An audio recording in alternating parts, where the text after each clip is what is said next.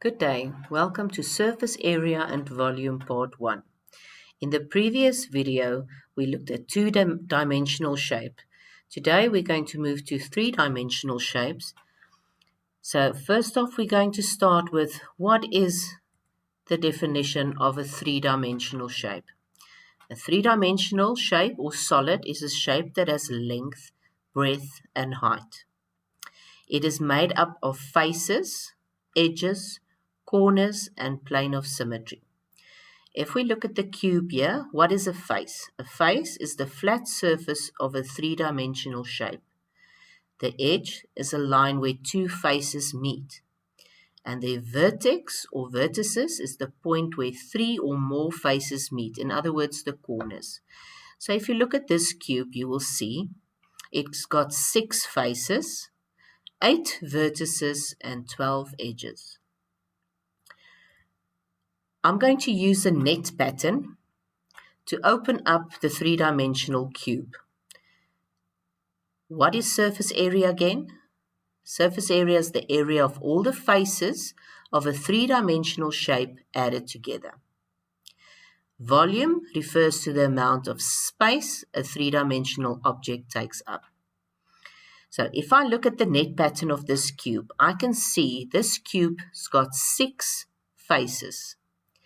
So in other words, if I know what's the area of one of these faces, I can multiply it by 6 and it will give me the surface area of this cube. Think of it as wrapping paper. The amount of paper I need to wrap around this cube will give me surface area. So if I work out number 1 would be side times side, the area. Number 2 is side times side. 3 is side times side. 4 is side times side. 5 is side times side. And 6 is side times side. In short, it's 6 times side by side. The volume of this, volume is always area times height. In this case, we talk about sides because all of them are equal. So what is the area of a square? It's side times the height. In other words, it's side times side times side. Moving over to the rectangular prism. Again, a rectangular prism's got 6 faces. But the difference is these faces are not the same size. If I look at the three-dimensional shape, I can clearly see I've got a front, I've got a back, a left, a right, a top, and a bottom. So if I just focus on the front and I work out the area of the front, let's quickly remind yourself again, what is surface area? It's the area of all the sides of a three-dimensional shape added together. So just the front would be length times height. And the back would be the same, length times height. If I look at the top, it will be length times breadth, and the bottom would be the same, length times breadth. If I look at this left and the right side, it will be breadth times height and breadth times height. So I can clearly see here that there's 2 length times heights, there's 2 length times breadth, and there's 2 breadth times heights. So, and this is where the formula for surface area of the rectangular prism comes from. So in short, we say it's 2 length times heights, plus 2 length times breadth, and 2 breadth times heights.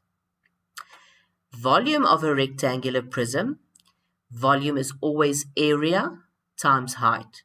Do I know the area of a rectangle? Yes, it's length times breadth, but now I'm sitting with a three-dimensional height also.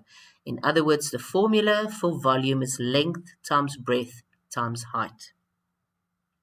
Moving over to the triangular prism, if I have to draw a net pattern of a triangular prism, it will be more or less like this. Opening it up, I can clearly see there is 2 triangles and there's 3 rectangles. So what is surface area again? It's the area of all the sides, the faces of a three-dimensional shape added together. So I can clearly see here I'm sitting with 2 triangles and I'm sitting with 3 rectangles.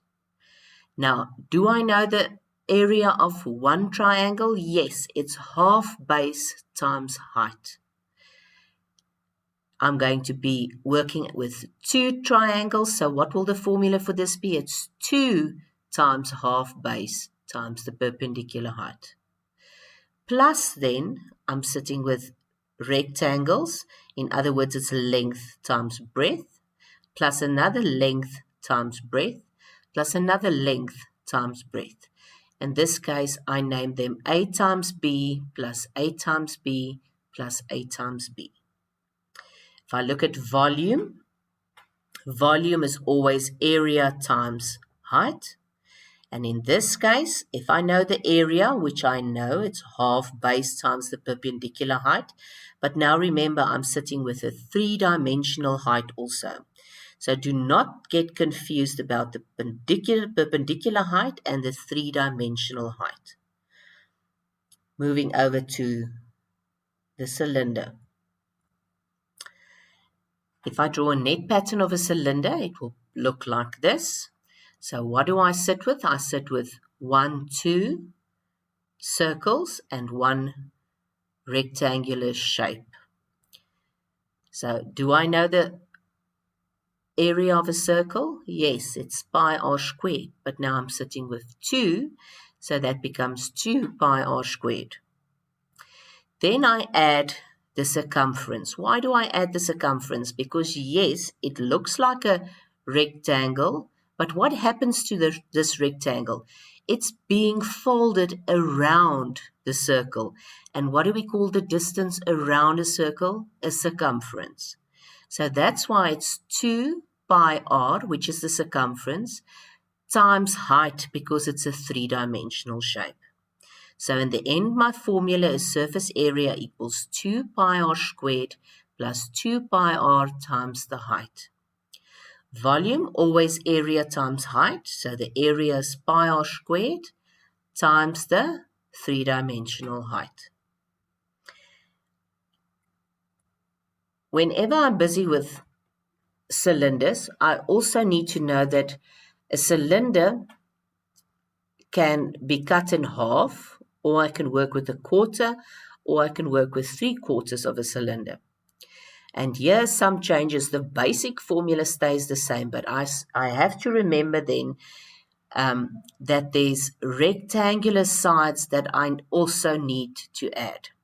So if I look at this quarter of a circle, the surface area would still be 2 pi r squared plus 2 pi r times height, but I'm only working with a quarter of the formula. If I'm done with that, then I worked out the curve of this cylinder. So I still need to add length times breadth for this rectangle and length times breadth for the other rectangle. If I'm looking at half of a circle, the basic formula stays the same, but it becomes half of the formula. Plus then, don't forget the bottom. The bottom I'm sitting with a rectangle. So it's plus length times breadth. When I'm sitting with 3/4 of a cylinder, basic formula stays the same, but I'm working with 3/4 of that formula. Plus then, remember I'm sitting with 2 rectangles. In other words, it's length times breadth plus another length times breadth. The volume of these cylinders the basic formula stay the same, but when I'm busy with quarter of a cylinder, it will be quarter pi r squared times height. For half a circle, it will be half pi r squared times height. And for 3/4 of a cylinder, it will be 3/4 pi r squared times height. Let's look at a few examples. They say in a question, a cereal box has a length of 18 centimeters, a width of 10 centimeters, and a height of 12 centimeters. How much cereal will the box hold? So I'm busy, I know, with volume now. And if I look at the box, it's a rectangular prism. Immediately I write down what is the formula for volume of a rectangular prism. It's length times breadth times height. I substitute my values, which is 18 times 10 times 12, and the answer is 2,160 cube centimeters. Moving to a next example. A tin of Pringles has a height of 32 centimeters and a radius of 6 centimeters. Peter wants to use the tin to put his pencils in. But first, he needs to paint over the Pringles label. Calculate the area he needs to cover with paint using pi equals 3,142. So, first off, what am I busy with? I'm busy with surface area of a cylinder. What is the formula of surface area of a cylinder? Which I write down immediately, but now I need to manipulate the formula, and that's why it's so very important that you know your formulas. So, do I paint the top? Do I paint the bottom? No. That question says clearly I am painting over the label. The label is only the circumference of this cylinder and the height. In other words, basically the 2 pi r squared for the top and the bottom falls away. So in this case, I am only working with 2 pi r times height. Then I substitute 2 times 3,142 times 6, which is the radius, times 32, which is the height. And I find that Peter needs to cover the area of 1,206,53 square centimeters with paint. I will send you extra exercises just so that you can get used to the formulas, because we're going to start in the next part of this series with composite shapes. Thank you and be safe.